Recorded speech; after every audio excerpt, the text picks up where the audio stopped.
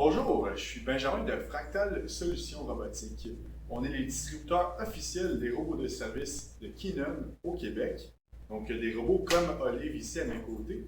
Mon but aujourd'hui et dans les futures vidéos, c'est de vraiment venir présenter comment se servir de ces robots de service-là. Donc, si vous écoutez cette vidéo-là, c'est probablement parce que vous voulez savoir comment ils fonctionnent. Donc, en plusieurs vidéos, je vais vous montrer comment il fonctionne, comment l'opérer, qu'est-ce qu'il va faire comme travail, et ensuite les réglages de ce type de robot-là, et aussi la maintenance de comment s'occuper de ce robot-là pour s'assurer qu'il va durer plusieurs années et être efficace pendant toutes ces années-là. Donc, pour la première vidéo, je vais vraiment venir vous montrer comment l'application du robot Olive fonctionne. Donc, voici l'écran typique de livraison. C'est l'application principale du robot et c'est celle dont vous allez devoir interagir le plus avec. On voit direct en partant que ici à gauche, on voit le robot qui est le robot Olive, mais dans d'autres cas, ça peut aussi être le robot Henri. Donc, soyez pas surpris que ça soit pas exactement cette image-là. En gros, c'est ça que je dis. Ici, on voit que j'ai 3 boutons que je peux peser. Ça dépend vraiment du nombre d'étages que vous allez avoir sur votre robot. Donc, le robot Olive a typiquement 3 étagères. Donc, il va avoir 3 boutons. Et on peut sélectionner sur quelle étagère je vais mettre la nourriture ou la vaisselle sale, ainsi de suite. Typiquement, ça va être sur la première, donc elle vient présélectionnée. Ensuite, à droite, on voit qu'il y a beaucoup d'informations, mais quand on la prend une chose à la fois, on est capable de bien comprendre ce que chaque information, ce que chaque bouton fait. Donc, ici en haut, on voit vraiment qu'il y a 3 sections. On voit bureau, cuisine, externe. Ça va changer selon le robot et selon l'environnement. Donc, vous, ça se peut que ça ne soit pas affiché ça, mais c'est vraiment les sections du restaurant. Donc, si vous nommez vos sections en section 1, 2, 3, on va les nommer section 1, 2, 3 selon ce qui est voulu. Donc, à notre bureau ici, on a vraiment bureau, cuisine et externe. C'est chacun des sections. Donc, ici, on voit qu'il y a récemment utilisé. Donc, ça ne changera pas, mais les positions ici vont changer quand je vais peser sur une autre section. Donc, ici, c'est vraiment les bureaux de chacune des personnes qui sont au bureau. Et cuisine, ben, c'est les tables de la cuisine, comptoir, cuisine. Externe, mais ascenseur, porte arrière. Donc, vraiment, c'est des endroits où est-ce qu'on peut envoyer le robot. Donc, si je reviens à bureau, ici, j'ai le premier plateau de sélectionné. Donc, quand je vais peser sur mon bureau, ça va vraiment mettre la nourriture qui va se diriger à mon bureau. Là, ensuite, automatiquement, ça vient sélectionner le deuxième plateau. Ce qui me permettrait, encore une fois, de l'envoyer à mon bureau une deuxième fois. Donc, si j'ai une grosse commande, je peux envoyer les 3 plateaux à une seule table ou un seul endroit. Ce que je peux faire aussi, c'est envoyer le robot à 3 endroits différents. Donc, si j'envoie à mon bureau, ensuite au bureau à Charles et au bureau à Jean-Michel, ça va faire les 3 positions une après l'autre. Donc, vraiment, le robot va se rendre à la première position, on va demander de collecter la nourriture. Moi, je vais devoir collecter la nourriture, peser sur le bouton « OK, c'est beau, je l'ai collecté ». Et ensuite, il va aller au bureau à Charles et au bureau à Jean-Michel et revenir à son point initial. Le prochain bouton qui est intéressant, c'est en haut à droite, les 2 prochains. Donc, le premier, c'est la musique. On se dit typiquement, c'est pour jouer de la musique. Et en effet, c'est pour jouer de la musique. Donc, habituellement, pour les fêtes ou s'il y a un groupe de gens qui veulent entendre le robot soit chanter une chanson ou chanter une chanson de bonne fête, ça peut être par ici. Donc, comme vous avez pu voir, j'ai pesé sur le bouton de musique. Il y a eu ce petit menu-là qui est apparu. Et ici, quand je viens à droite, ça va sortir toutes les chansons qu'il y a dans le robot. Ce n'est pas nécessairement les chansons que vous voyez là qui vont être dans votre robot. Ça va dépendre de vos requêtes.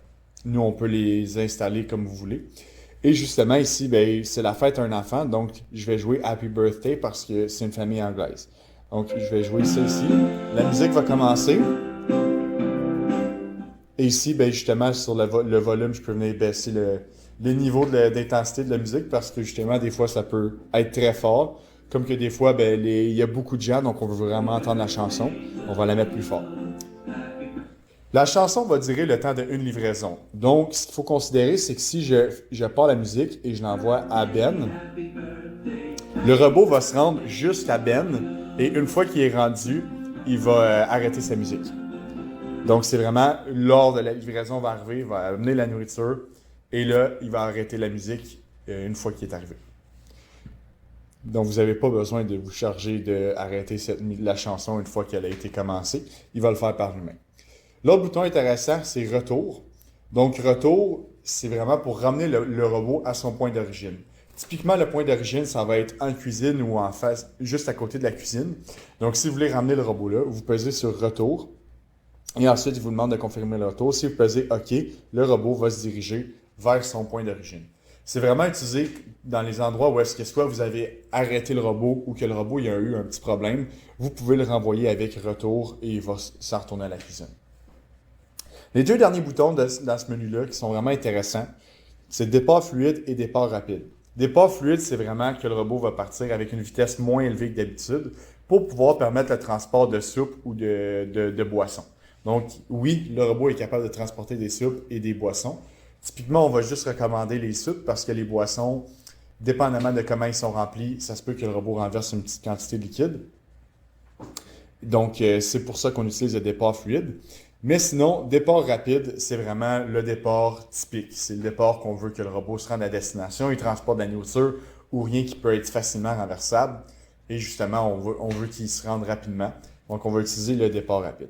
Une fois que le robot, on pèse sur départ rapide ou départ fluide, il va commencer à se diriger. Là, vous allez voir, je ne vais pas laisser le robot se diriger, je vais l'arrêter immédiatement pour vous montrer comment arrêter le robot lorsqu'il commence une livraison.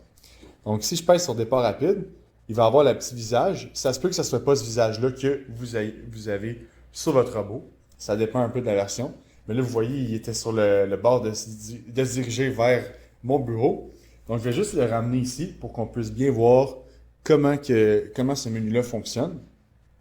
Donc, quand vous pesez sur l'écran, il va automatiquement tomber en pause.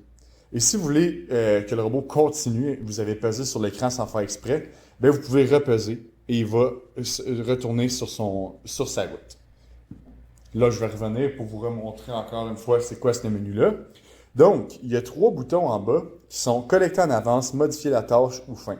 Collecter en avance, ça va juste dire « OK, j'ai déjà pris la nourriture, je l'ai déjà servi. » Donc, le robot peut se rediriger vers son point d'origine. Donc, peser sur ce bouton-là, ça va le retourner vers son point d'origine. Et c'est ça qu'il faisait, on dit retour ici. Le deuxième bouton que vous allez avoir, ça va être modifier la tâche. Donc, si vous pesez sur modifier la tâche, vous pouvez venir vraiment modifier les points qui ont été choisis, l'envoyer à un autre endroit.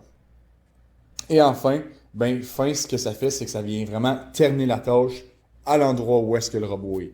Donc, si vous faites pause et vous faites fin de la tâche en plein milieu du restaurant, là, le robot ne va pas retourner à son point d'origine et c'est là que le bouton retour devient pertinent parce que justement, ça va vous permettre de le renvoyer à son point d'origine. Ça fait pas mal le tour de l'écran principal du robot. Donc, c'est la fin du premier vidéo d'explication du fonctionnement du robot. Et dans la prochaine vidéo, je vais couvrir les différents modes du robot. Donc, il y a d'autres façons d'utiliser le robot et c'est ces différents modes-là que je vais couvrir dans la prochaine vidéo.